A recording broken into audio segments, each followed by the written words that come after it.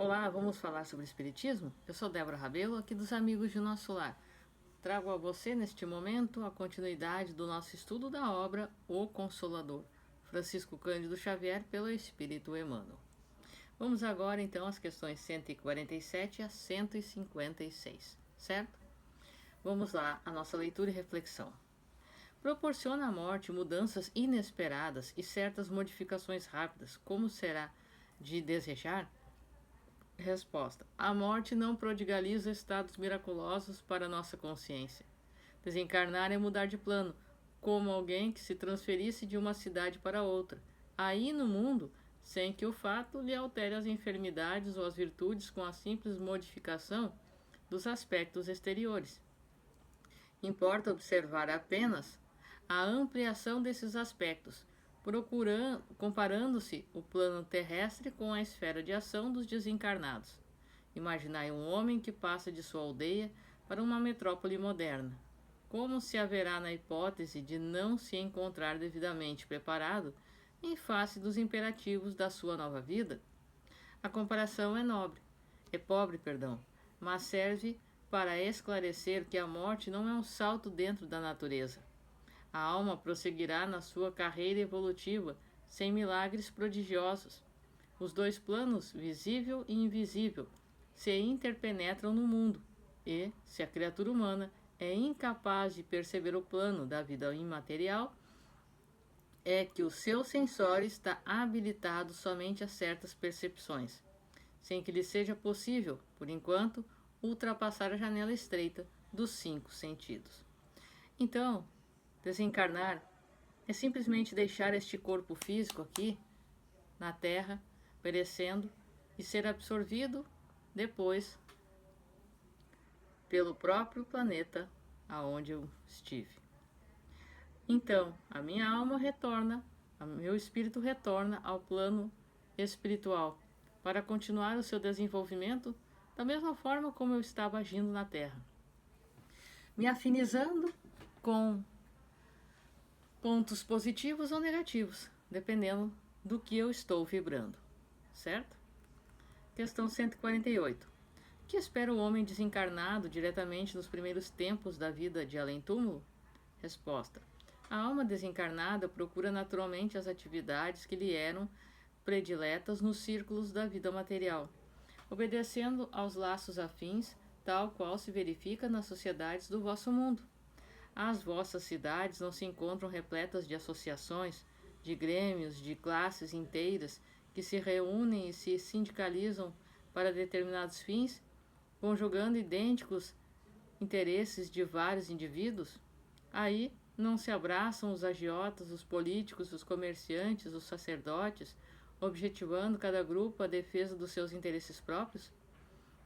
O homem desencarnado procura ansiosamente no espaço as aglomerações afins com seu pensamento, de modo a continuar o mesmo gênero da vida abandonado na Terra.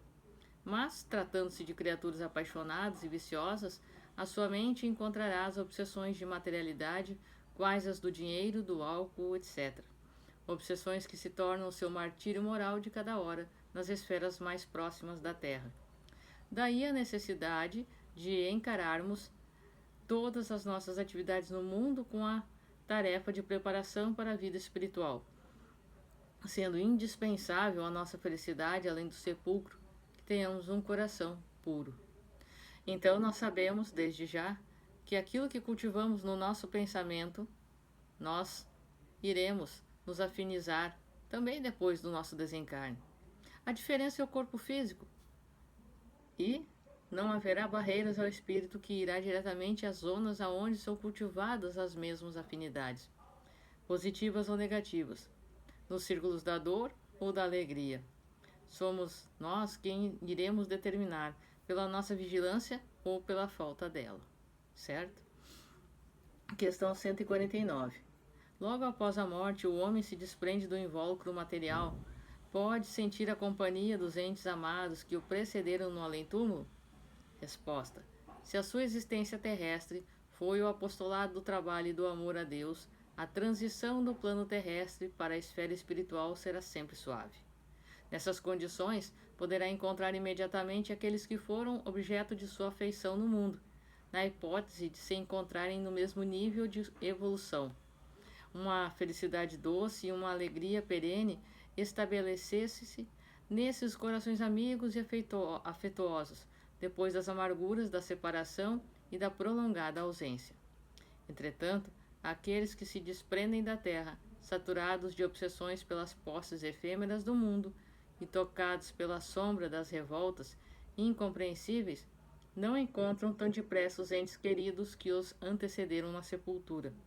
Suas percepções restritas à atmosfera escura dos seus pensamentos e seus valores negativos impossibilitam-lhes as doces venturas do reencontro. É por isso que observais tantas vezes espíritos sofredores e perturbados fornecendo a impressão de criaturas desamparadas e esquecidas pela esfera de bondade superior, mas que de fato são desamparados por si mesmos, pela sua perseverança no mal, na intenção criminosa e na desobediência aos sagrados desígnios de Deus. Então, nós nunca estamos abandonados, mas porém buscamos aqueles que se afinizam conosco. E, uma vez que mergulhamos nos abismos dos vícios, não podemos dizer que estamos desamparados. A espiritualidade aguarda de braços abertos que nós voltemos à realidade da consciência, do amor de Deus. E que busquemos, através da prece, através da luz, o amor verdadeiro, que irá nos desprender destes laços. Certo? Questão 150. É possível que os espiritistas venham a sofrer perturbações depois da morte? Resposta. A morte não apresenta perturbações à consciência reta e ao coração amante da verdade e do amor dos que viveram na terra tão somente para o cultivo da prática do bem, nas suas variadas formas e dentro das mais diversas crenças. Que o espiritista cristão não considere o seu título de aprendiz de Jesus como um simples rótulo, ponderando a exortação evangélica.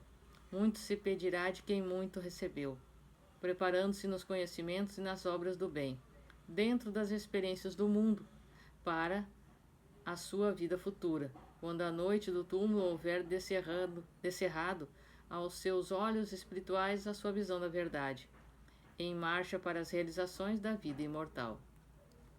Então, quanto mais conhecimento tivermos, mais nós seremos chamados à responsabilidade do que fizemos e do que estamos buscando, porque sabemos a diferença entre o certo e o errado. Questão 151. O espírito desencarnado pode sofrer com a cremação dos elementos cadavéricos?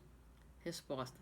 Na cremação, faz-se mister exercer a piedade com os cadáveres, procrastinando por mais horas o ato da destruição das vísceras materiais, pois, de certo modo, existem sempre muitos ecos de sensibilidade entre o espírito desencarnado e o corpo onde se extinguiu o tônus vital, nas primeiras horas sequentes ao desenlace, em vista dos fluidos orgânicos que ainda solicitam a alma para as sensações da existência material.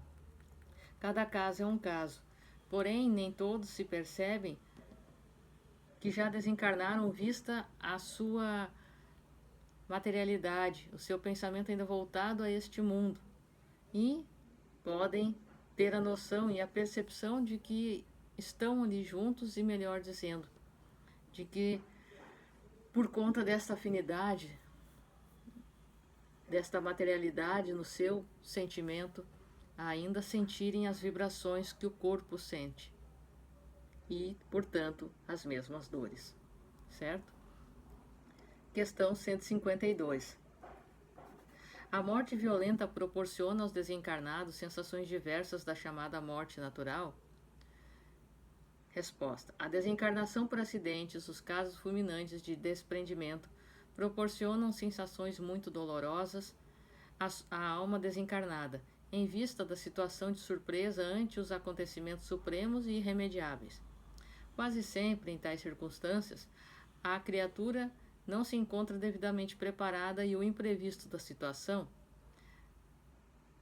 lhe trazem emoções amargas e terríveis. Entretanto, Essas surpresas tristes não se verificam para as almas no caso das enfermidades dolorosas e prolongadas, em que o coração e o raciocínio se tocam nas luzes das meditações sadias, observando as ilusões e os prejuízos excessivos do apego à terra, sendo justo considerarmos a utilidade e a necessidade das dores físicas, nesse particular, porquanto somente com o concurso precioso pode o homem alijar o fardo das impressões nocivas do mundo, para penetrar tranquilamente os umbrais da vida no infinito.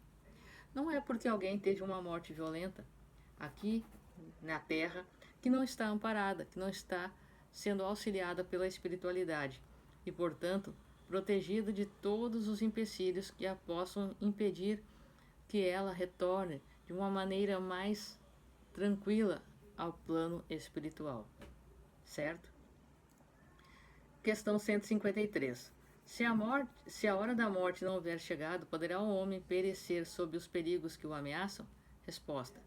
Nos aspectos externos da vida, e desde que o espírito encarnado proceda de conformidade com os ditames da consciência retilínea e do coração bem-intencionado, sem a imponderação dos precipitados e sem o egoísmo dos ambiciosos, toda e qualquer defesa do homem reside em Deus. Então, toda a proteção que necessitarmos, teremos da espiritualidade. Clamando e orando, sempre seremos protegidos, e nada que não esteja sobre os desígnios do nosso caminho irá nos acontecer. Certo? Desde que também as nossas atitudes cooperem a isto, com certeza. Questão 154. Quais as primeiras impressões dos que desencarnam por suicídio? Resposta. A primeira decepção que os aguarda é a realidade da vida que se não extingue com as transições da morte do corpo físico. Vida essa agravada por tormentos pavorosos, em virtude de sua decisão tocada de suprema rebeldia. Há suicidas que continuam experimentando os padecimentos físicos da última hora terrestre, em seu corpo somático, indefinidamente. Anos a fio, sentem as impressões terríveis do tóxico que lhes aniquilou as energias, a perfuração do cérebro pelo corpo estranho partido da arma usada no gesto supremo, o peso das rodas pesadas sob as quais se atiraram na ânsia do desertar da vida, a passagem das águas silenciosas e tristes sobre os seus despojos, onde procuraram o ouvido criminoso de suas tarefas no mundo. E comumente a pior emoção do suicida é de acompanhar minuto a minuto o processo da decomposição do corpo abandonado no seio da terra, verminado e apodrecido. De todos os desvios da vida, o suicídio é talvez o maior deles pela sua característica de falso heroísmo, da negação absoluta da lei do amor e de suprema rebeldia à vontade de Deus, cuja justiça nunca se fez sentir junto dos homens sem a luz da misericórdia.